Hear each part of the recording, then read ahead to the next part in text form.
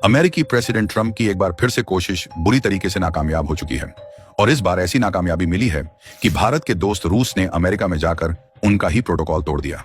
दरअसल 15 अगस्त 2025 को जब इधर भारत में आजादी का जश्न मनाया जा रहा था, तो वहीं दूसरी ओर अमेरिकी राष्ट्रपति ट्रंप ने रूस के प्रेसिडेंट व्लादिमीर पुतिन को अपने यहां बुलाया था, जहां खबरों के द्वारा बताया जा रहा है कि लगभग पुतिन और ट्रंप के बीच 3 घंटे की लंबी बातचीत हुई। लेकिन नतीजा क्या हुआ कि ट्रंप ने जो सोचा था कि रूस समझौता करेगा, यूक्रेन से युद्ध नहीं लड़ेगा, उनकी यह तरकीब नाकामयाब हुई और उल्टा वह खुद रूस के पक्ष में आ गए। और ट्रंप खुद खुलकर कह रहे हैं कि उन्होंने रूस के साथ कोई भी डील फाइनलाइज नहीं कर पाई, बल्कि उसके लिए इन्होंने खुद यूक्रेन के ज़ेलेंस्की को ही दोषी ठहरा दिया है। इससे भी ज्यादा कमाल की बात यह है कि खबर आ रही है जिसमें बताया जा रहा है कि पुतिन ने तो अमेरिका में जाकर प्रोटोकॉल ही तोड़ दिया। लेकिन सवाल यह कि आखिरकार किस मामले में प्रोटोकॉल तोड़ा गया है और क्या यह प्रोटोकॉल का भारत के लिए तोड़ा गया है या फिर इसके पीछे का माजरा कुछ और ही है। और इससे भी बड़ी बात कि अमेरिका में ट्रंप पुतिन की मुलाकात भारत के लिए क्या मायने रखती है, क्योंकि अमेरिका टैरिफ बम से नुकसान पहुंचाने की धमकी दे रहा है। तो चलिए इसे समझते हैं, लेकिन आगे बढ़ने से पहले इस वीडियो को लाइक करके चैनल को सब्सक्राइब जरूर कर लीजिए, क्योंकि आपके लिए तो 1 सेकंड का काम है, लेकिन इससे हमारी काफी बड़ी मदद होती है। दरअसल देखा जाए तो इस बात में दो राय नहीं है कि यूक्रेन के साथ रूस का जो युद्ध अभी तक समाप्त नहीं हुआ है, इसे भड़काने का काम किसी और ने नहीं बल्कि अमेरिका ने ही किया है। क्योंकि अगर वह पीठ पीछे धकाधक हथियारों की सप्लाई यूक्रेन को ना करता, तो जाहिर सी बात है कि यूक्रेन के साथ रूस का ना तो इतना युद्ध भड़कता और ना ही इतने मासूम लोगों की जान जाती। लेकिन फर्क इतना था कि जब युद्ध को बढ़ावा देने के लिए यूक्रेन को हथियारों की सप्लाई शुरू की गई, तो उस समय अमेरिका में सरकार बाइडेन की थी, लेकिन अब सरकार ट्रंप की है। शुरुआत में सबको लग रहा था कि सरकार भारत और रूस के पक्ष में बढ़िया साबित होगी। फिलहाल जैसी उम्मीद थी, शुरुआत में अमेरिका की तरफ से ऐसे संकेत भी मिले, जहां सबसे पहले तो जब ट्रंप और ज़ेलेंस्की के बीच मीटिंग के दौरान विवाद हुआ, तो उसके बाद अमेरिकन यूक्रेन को दी जाने वाली सभी मिलिट्री हेल्प को रोक दिया था। लेकिन कुछ ही दिनों बाद पता नहीं ट्रंप के मन में ऐसा क्या बस गया कि उन्हें इस बात का खतरा सताने लगा कि अगर युद्ध रुक गया तो भारत और रूस की दोस्ती और भी ज्यादा मजबूत होगी और यही देश अमेरिका पर भारी पड़ जाएंगे। इसलिए इन्होंने अपने देश की अर्थव्यवस्था को बचाने की होड़ में टैरिफ लगाने की शुरुआत किया और भारत, रूस, चीन जैसे तमाम ब्रिक्स के देशों को इमीडिएटली टारगेट करते हुए और भी देश को निशाने पर लिया गया था कि उन देशों को अमेरिकी मार्केट से नुकसान पहुंचाया जा सके। फिलहाल ट्रंप ने अपना यह अचानक ऐसा फैसला इसलिए दिया था क्योंकि उन्हें इस बात की भनक लग गई थी कि भारत, रूस, चीन, ब्राजील और साउथ अफ्रीका जैसे देश मिलकर ब्रिक्स जैसा नया पेमेंट सिस्टम लाने की कोशिश कर रहे हैं, जो कि अमेरिकी डॉलर और स्विफ्ट पेमेंट का वर्चस्व समाप्त कर सकता है।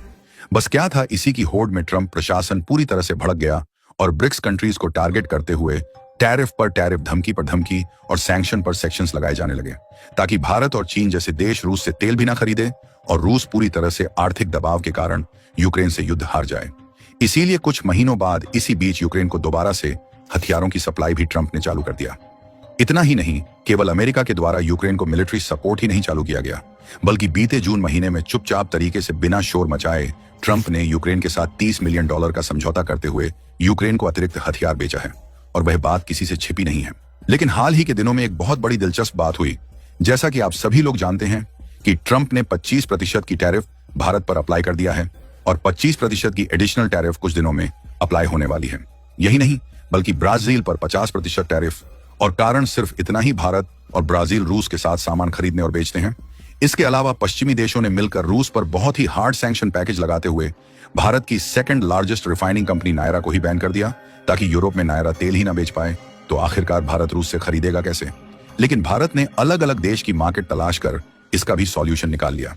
और अब मैं जो आपको दिखाने जा रहा हूं उसे ध्यान से देखिएगा, और वह कुछ और नहीं बल्कि वह है टाइम्स ऑफ इंडिया की रिपोर्ट जो आप अपने स्क्रीन पर देख रहे हैं, जो कि हाल ही में निकल कर आई और उसमें साफ साफ बताया जा रहा है कि अगस्त महीने में भारत में रशियन क्रूड ऑयल का इंपोर्ट्स बढ़कर 2 मिलियन यानी 20 लाख बैरल प्रतिदिन हो गया, क्योंकि अमेरिकी टैरिफ के बावजूद रिफाइनर कंपनियां सामान्य रूप से कारोबार पर टिकी रहीं।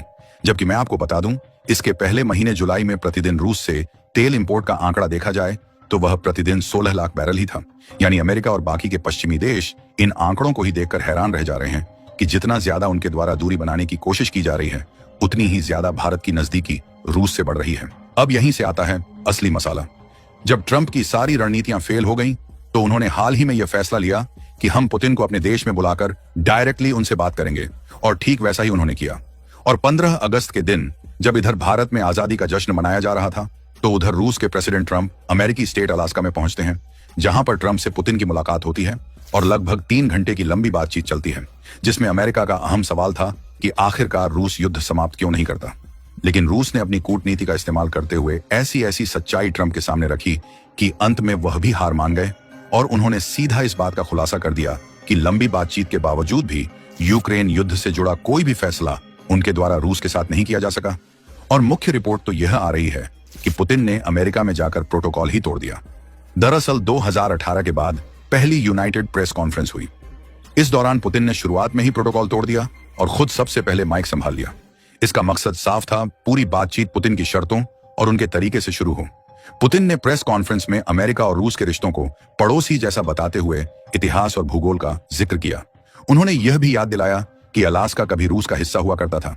पुतिन ने खुद को अमेरिका का प्रतिद्वंद्वी नहीं बल्कि साझेदार के रूप में पेश किया और उनकी इन्हीं मनमोहक बातों से सन्न की खोपड़ी वाले ट्रंप का भी दिमाग घूम गया।